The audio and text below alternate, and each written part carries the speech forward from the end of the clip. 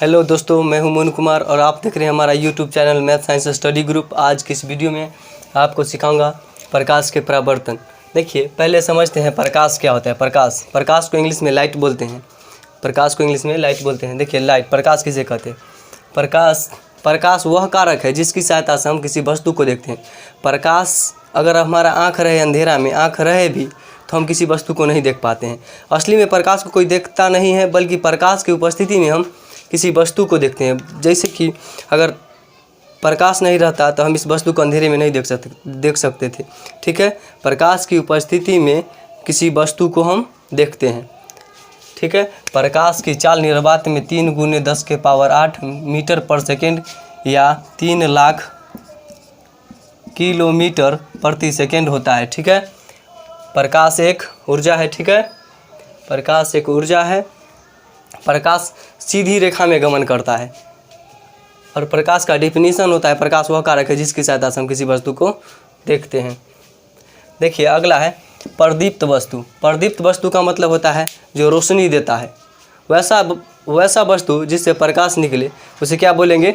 प्रदीप्त वस्तु। ठीक है, प्रदीप्त वस्तु किसे कहेंगे? इंग्लिश में इसको ल्यूमिनस ऑब्जेक्ट कहते हैं।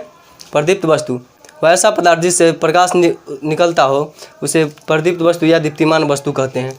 अगला है अप्रदीप्त वस्तुएं। अप्रदीप्त, नॉन ल्यूमिनस ऑब्जेक्ट। अप्रदीप्त वस्तुएं वैसा वस्तु जिससे प्रकाश नहीं निकलता है उसे अप्रदीप्त वस्तु कहते हैं। जैसे कि मार्कर प्रकाश देता है ना। जलता हुआ बल्ब जलता है तो प्रकाश निकलता है। ऐसे डायरेक्ट बल्ब बोल दे तो असली में बल्ब प्रकाश नहीं देता, बल्कि जलता हुआ बल्ब ना प्रकाश देता है। ठीक है, तो प्रदीप्त, अप्रदीप्त, सूर्य, तारे, ये सब क्या है? प्रदीप्त है या दीप्तिमान उसको कहा जाता है। और अप्रदीप्त, बेंच, टेबल, कुर्सी, ये सब क्या है? अप्रदीप्त वस्तुएं जिससे प्रकाश नहीं निकलता है। अब देखिए प्रकीर्णन। प्रकीर्णन मतलब होता है फैलाव। जब सूर्य का प्रकाश जब पृथ्वी पर आता है तो कुछ पृथ्वी पर जो धूल कण होता है ना, उस प्रकाश को अवशोषित कर लेता है और फिर उससे चारों दिशा में फैलाता है। जैसे में बताते हैं, कहीं दूर से सूर्य का प्रकाश आता है और सोचे दीवार से टकराता है तो दीवार के अंदर जब सुबह होता है तो दीवार के अंदर में भी कुछ उजाला सा दिखाई देता है। ऐसा क्यों होता है? तो प्रकाश को क्या करता है, छोटे छोटे कण क्या करता है, सूर्य के प्रकाश को अवशोषित कर लेता है और उसके बाद उसे चारों दिशा में फैलाता है। ठीक है, अब देखिए प्रकीर्णन का मतलब होता है फैलाव, फैलाना। अब है प्रकाश की किरण। देखिए, प्रकाश जब निकलता है तो उसे उसके एक किरण को जो सीधा रेखा में चलता है उसे प्रकाश की किरण कहते हैं। और अगला है किरण पुंज। ऐसा किरण अगर बहुत चलने लगे एक साथ, किरणों के समूह को किरण पुंज कहते हैं। और किरण पुंज को 3 भाग में बांटा गया है। पहला है अपसारी किरण पुंज।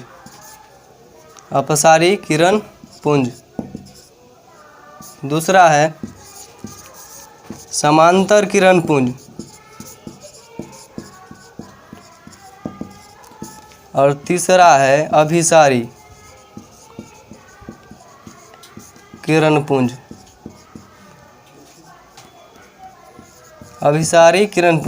देखिए, अपसारी किरण पुंज में क्या होता है, किसी एक बिंदु स्रोत से प्रकाश निकलकर फैलते चला जाता है।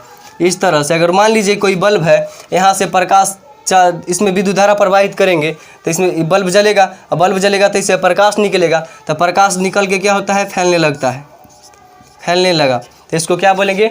अपसारी किरण पुंज। और जब प्रकाश की किरण एक दूसरे के समांतर चले तो उसको क्या बोलते हैं? समांतर किरण पुंज।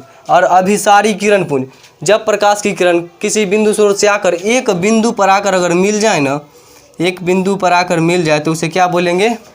अभिसारी किरण पुंज। अगला है पारदर्शी पदार्थ।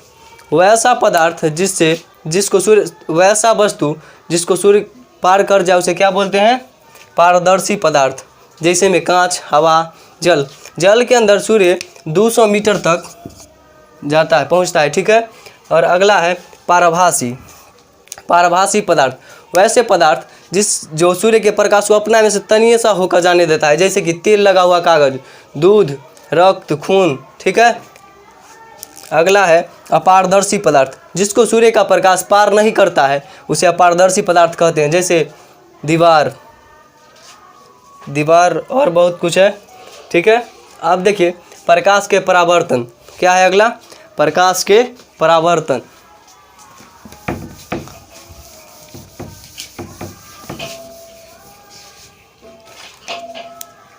देखिए ये समतल दर्पण है जो एक तरफ से रचित किया हुआ रहता है, जो हमारे घरों में यूज होता है, वो दर्पण है, ठीक है।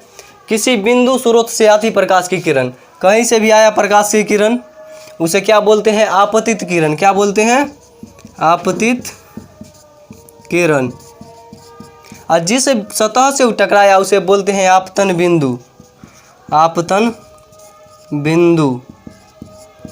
अब देखिए किसी बिंदु स्रोत से आती प्रकाश की किरण, दर्पण से क्या होता है? परावर्तन होता है। दर्पण से परावर्तन के बाद और जिस बिंदु पर मिलती है उसे उस बिंदु स्रोत का, देखिए किसी बिंदु स्रोत से आती प्रकाश की किरण किसी सतह से टकराकर अपने दिशा में लौट जाती है, उसे प्रकाश के परावर्तन कहते हैं।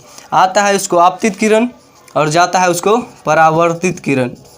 परावर्तित किरण, ठीक है। और आपतन बिंदु, आपतित किरण, परावर्तित किरण और आपतन बिंदु पर खींचा गया लंब, इसको अभिलंब कहा जाता है। अभिलंब, ठीक है। ये दोनों के बीच में आपतित किरण, आपतन बिंदु और अभिलंब के बीच में आपतन कोण बनता है। आपतन कोण, इसको I से डिनोट किया जाता है। और आपतन बिंदु, परावर्तित किरण और अभिलंब के बीच में परावर्तन कोण बनता है। परावर्तन कोण, परावर्तन कोण को R से सूचित किया जाता है, ठीक है। देखिए परावर्तन के दो गो नियम। पहला नियम है परावर्तन के दो गो नियम। पहला नियम, आपतित किरण, परावर्तित किरण और आपतन बिंदु, अभिलंब तीनों एक ही समतल में होता है। परावर्तन के फर्स्ट नियम हो गया।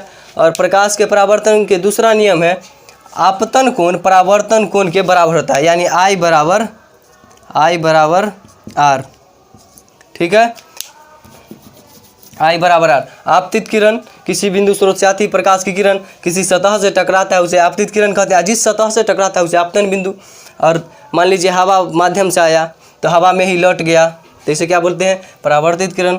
और परावर्तित किरण आपतन बिंदु और अभिलंब के बीच के कोण को परावर्तन कोण, आपतित किरण अभिलंब और आपतन बिंदु के बीच के कोण को आपतन कोण कहते हैं, ठीक है। दोस्तों अगर मेरा वीडियो यह अच्छा लगा हो तो सब्सक्राइब और लाइक करना न भूलें। मिलते हैं अगले वीडियो में।